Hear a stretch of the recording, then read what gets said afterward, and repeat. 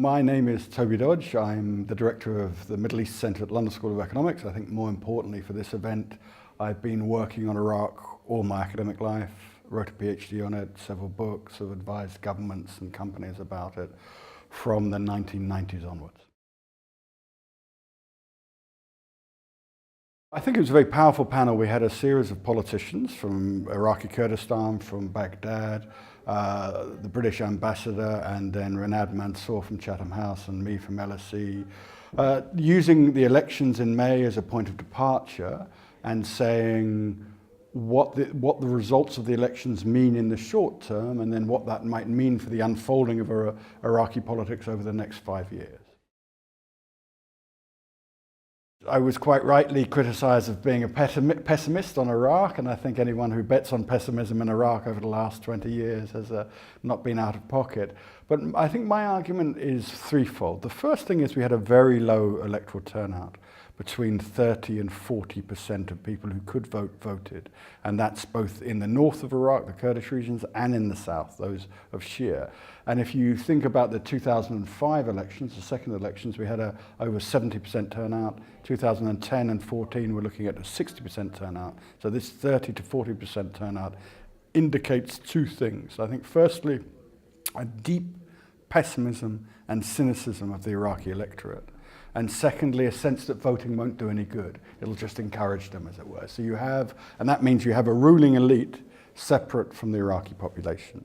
Now, if we look at the positive, the electoral campaign itself was comparatively positive. It was more about issues than identities, more about policies than negativities. So all the main players stressed their economic platforms for reforming the Iraqi economy, bringing more affluence, more jobs. That's, I think, very positive. The election results, as we know, were intriguing. We have two main winners, the Sadrists, and the Sadrists in coalition with the Iraqi Communist Party ran a radical reformist base, and they did very well. They got the majority of seats.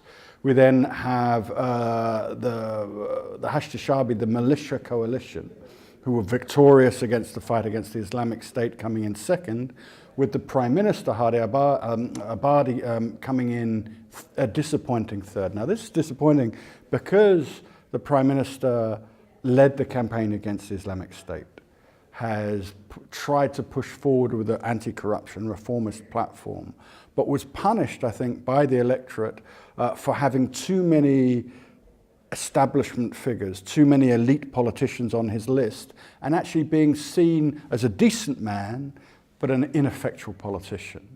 And then the previous Prime Minister, Nouri al-Maliki, saw his vote drop away. So I think, the first big thing is the low turnout. The second thing is a positive electoral campaign.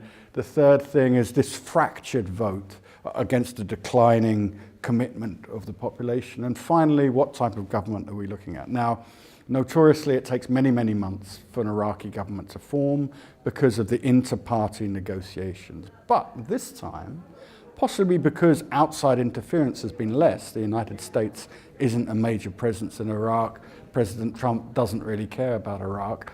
Muqtada al-Sadr, the victor, Abadi, al-Amri, these big Iraqi political figures have quickly come together and have formed a coalition. And what we will look at is what's called a muhassasa government, which is a big tent government, an apportionment government, where each of the parties is given ministries subject to their vote on the argument that everyone representative of Iraq's communities comes into government. Now, there's certain people in the panel and possibly certain people in the international community who say this is a good thing. But we've had a muhassasa government since the formation of the Governing Council in 2003 at every election, the two in 2005, 2010, 2014, and that disaggregates, it pulls apart the cabinet. Each cabinet minister is independent, dominates his or her ministry, and the Prime Minister finds it very difficult to gain coherence. Those ministers then use the money, the resources of the ministries to bring their friends, their party members into the payroll. So you've seen the payroll balloon from 800,000 in 2004, right up to several million, even as much as 9 million this year. So that's payroll corruption. There's other corruptions as well, with ministers using the contracting, using resources, all of that. So the great fear is this government won't solve Iraqi politics. It will lead to even greater corruption. Churchill should have won the 1945 election, should have been swept to power, but was seen as not the man to deliver peacetime building and reform.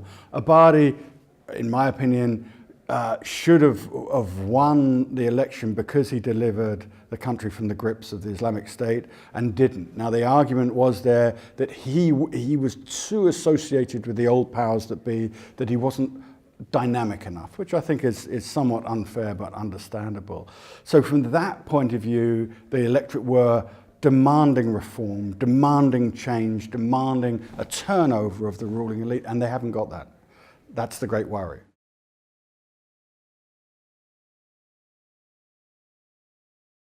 The Macron comparison is intriguing. So Macron builds a political party separate to everything else, gets the technocrats he wants, brings them across, and then is swept to power on an electoral tide of optimism. There is no Macron. There is no politician with the autonomy to step aside from the ruling elite. That's partly because we've been in a civil war. There's still a lot of weaponry, still a lot of corruption. We have Barham Saleh with us today, who tried to do exactly that in the Kurdish regional government.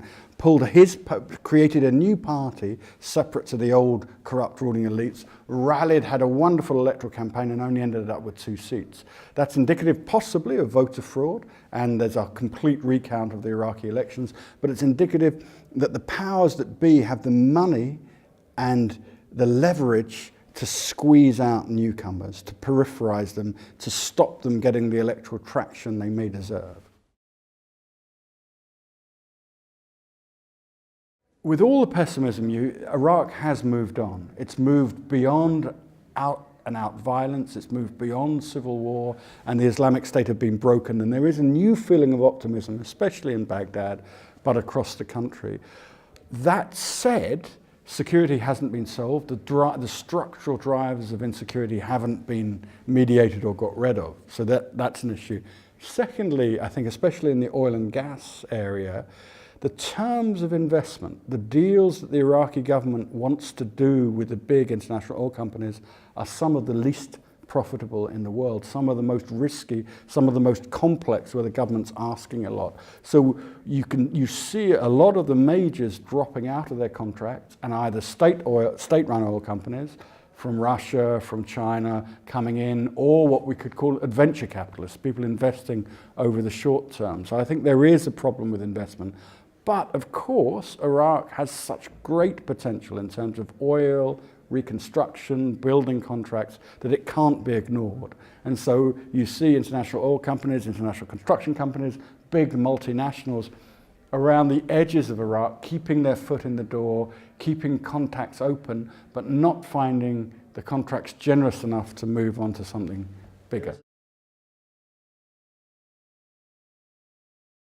The oil price is moving up, which means the urgency at $30, $40 a barrel has gone at $80 a barrel. I think Iraqi politics have moved back to a kind of consensus building, which means dynamic policy making will go out the window as well. But I think what Iraq desperately needs is intellectual capital, is expertise, is reform-driven international capacity, and it's not getting that at the moment. So I think it needs more confidence, it needs a more coherent government, it needs a government that can interact, can regulate, can bring investment in on the basis of what's best for Iraq, but also what's internationally competitive, and that balance hasn't been struck yet. There was a big question about the Iraqi diaspora, and of course, all the political elite now running Iraq were exiles. They were diasporic. So the diaspora came back in the first wave. And if you travel through international companies investing in Iraq, you travel through the ministries, the politicians, you have younger expatriate Iraqis providing the bridge commercially, politically, economically between the international economy, the international system, and Iraqis. I think that's very positive. The people that haven't come back is that older generation of Iraqi entrepreneurs in the oil industry, in the regional economy, who've made a lot of money after they were driven out of Iraq between 1958 and 2003, and they have not yet come back. Now that's understandable. They were driven out through political instability and violence. For them to come back, I think you need a more stable, predictable, rule of law, rule-governed Iraq, and I'm not seeing that coming anytime soon.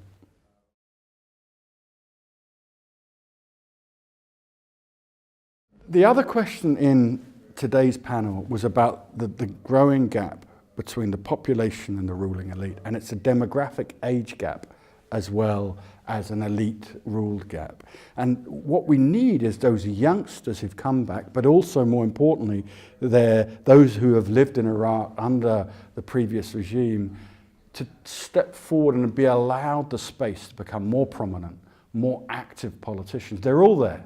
All the main ruling parties, 2 levels down, 1 level down, have 20, 30, 40-year-olds, but they're not getting into power. So what needs to happen is the average age of an active national politician needs to come down by 20 or 30 years. Those young people need to be empowered so Iraqi politics looks more like Iraq.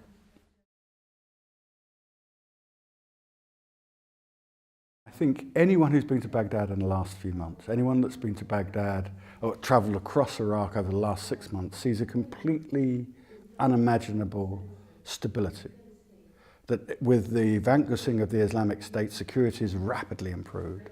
People can move around Baghdad. Baghdad streets are full of shoppers, its restaurants full of people. There is a sense that life is going on somewhat comparatively to normal life across the region. That's very positive. And I think the cynicism directed at the ruling elite and the politicians is itself indicative of a population that have looked up.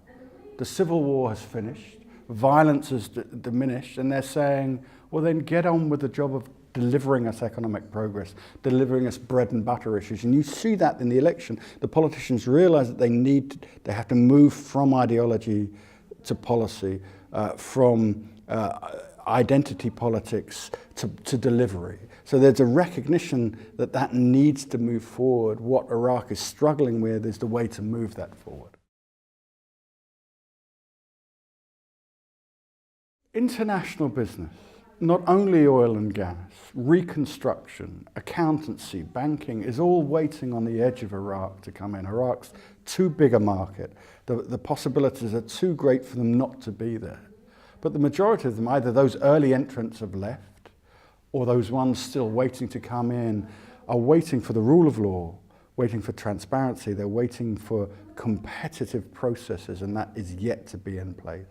So you need a transformation of Iraqi politics that more fully integrates ordinary Iraqis into their own political processes, and you need a transformation where Iraq has the ability to open up on internationally competitive terms to international investors. You get those 2 things right, and finally, that potential, that hope that flourished after 2003 will finally deliver. But it needs that internal transformation and a transformation of the outward external interaction of Iraq, its economy, with the international economy.